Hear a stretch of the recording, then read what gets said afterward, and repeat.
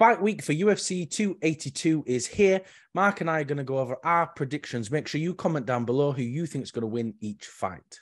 In the main event, we have Jan versus Ankalaev for the vacant light heavyweight belt. Mark, what is your prediction for this fight? I actually think that we're going to see Ankalaev get it done, and I think we're going to see him get it done by a finish. I don't want to let a hill be the one that I die on and say these are the definite reasons, but I honestly just think, he's on a tear lately. I just think he's going to get it done. I can just see that happening. What do you think? What's your prediction?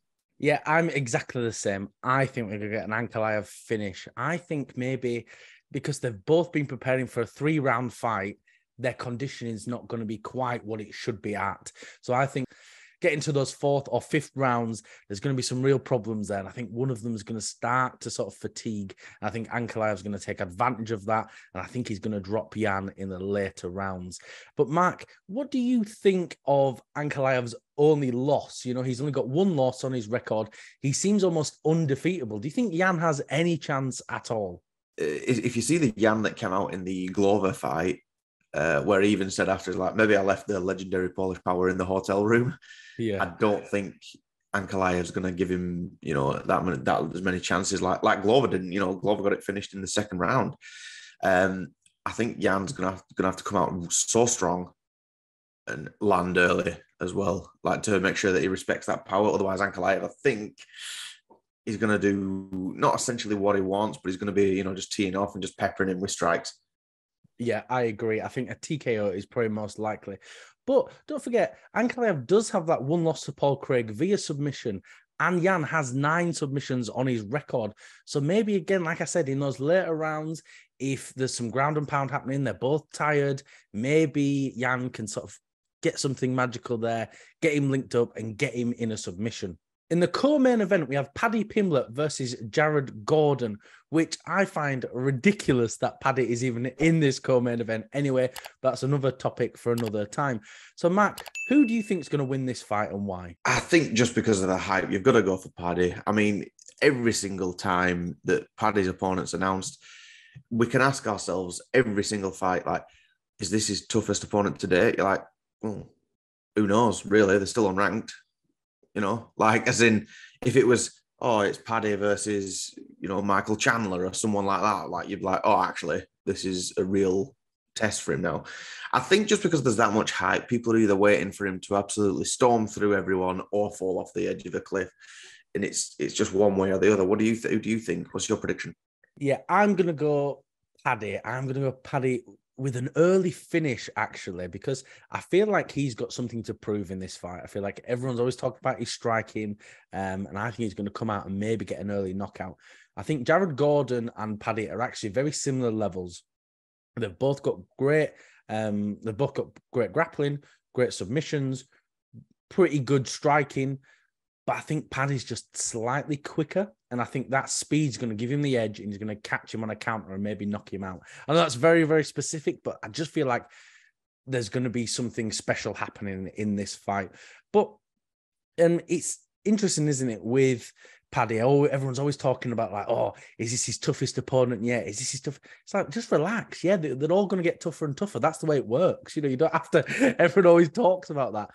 But, like he said he's going to wait, maybe 4 or 5 years before he even starts looking at the title picture.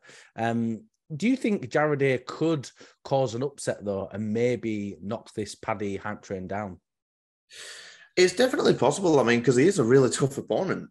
And, he's cool and composed about the fight as well. Like, even though Paddy's unranked, do you think there's an element of people being starstruck who potentially fight him? I know it sounds stupid because the UFC fighters, and you shouldn't be sort of starstruck, but it's happened in the past. Even Dustin, when he fought Conor the very first time, he said he were a little starstruck in there, that kind of thing. And just because of how big Paddy is, look at earlier this week. His dog did a crap on someone's yard, and that video of him talking to the owner of the house went viral. Like, all he's doing is talking, but that went massive everywhere. Paddy is one of them. If he farts, he makes money, and like, there is a chance there, obviously, because it's fighting, and we spoke about before, an unranked guy can finish the number 1 contender. Yeah. But I just don't see it happening yet. It almost looks like, because he's unranked, it's strategic booking in a way. And I think I'd rather leave that there. I don't want to dwell too much into that.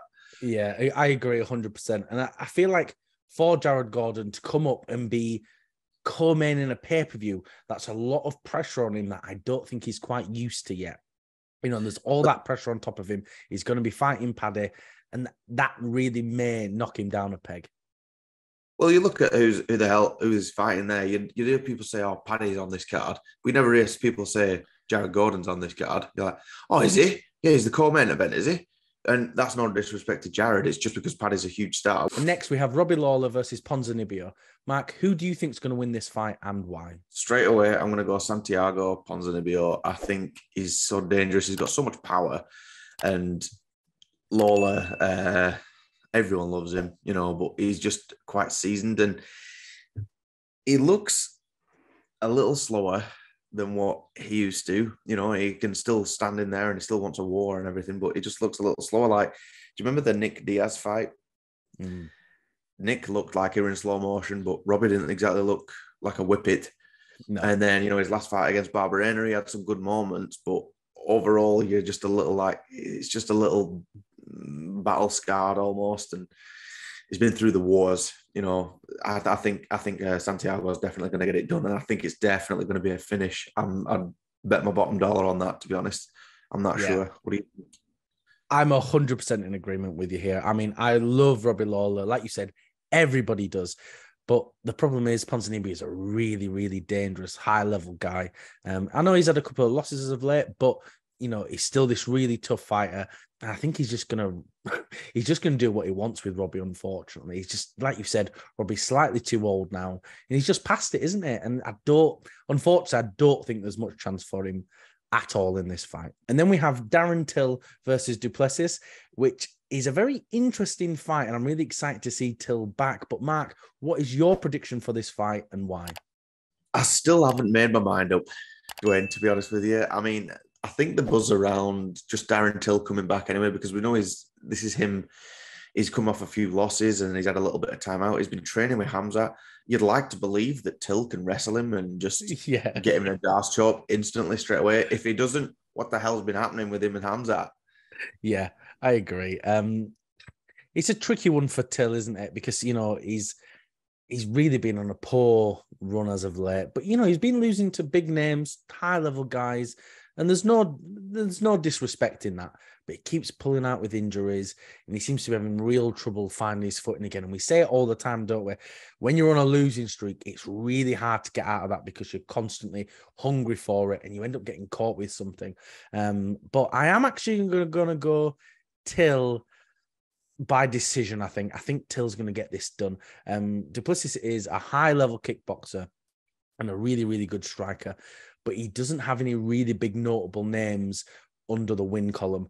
And I feel like Till is a real big step up in competition. And I think we're all kind of underrating Till a lot more than we should be. I think he's actually going to outscore du Plessis quite a lot here. And he's going to show who Darren Till is and why he's such a big name. Well, like we've said before, a loss or two doesn't define you as a fighter as, oh no, it's done, washed, done, absolutely gone. There's no shame to losing to the people who has lost to as well. But I wouldn't really care to say what. I think du Plessis maybe gets it done. I think he'll maybe even finish Darren Till. I'm gonna go for that. There's my official prediction. Just thought of now. Yeah, and it's a shame, isn't it? Because I think if Till does lose here, that may be the end for him. But again, that's another topic for another time. And then we open the card with Bryce Mitchell versus Ilia Topuria. Mark, who do you think is going to win this fight and why? I can't go against my boy Bryce. I'm hoping to see yet another twister submission because Bryce and I think it's Korean Zombie that's got the only other ones. Yeah. I'm wanting to see that. I just enjoy his fights. I think he's so good. I wish he fought a little bit more, but the farm calls. What about you?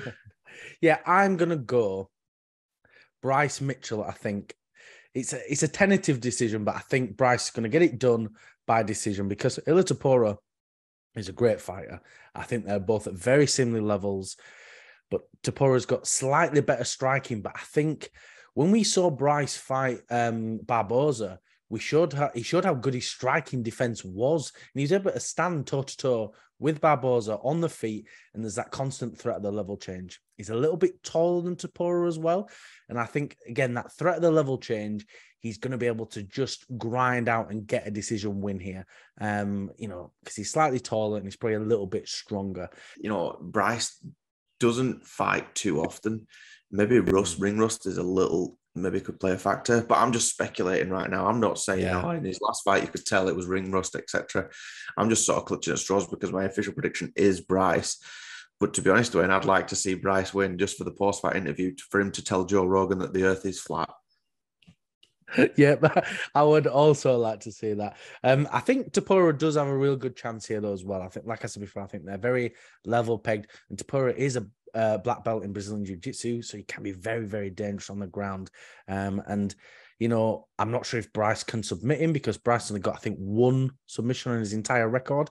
But either way, it's a fight that I'm incredibly excited for. And overall, it's a card that I'm more excited for than I thought I would be. But I do think that's all we've got time for. Thank you for watching. If you can like, comment, subscribe, it really does help us out.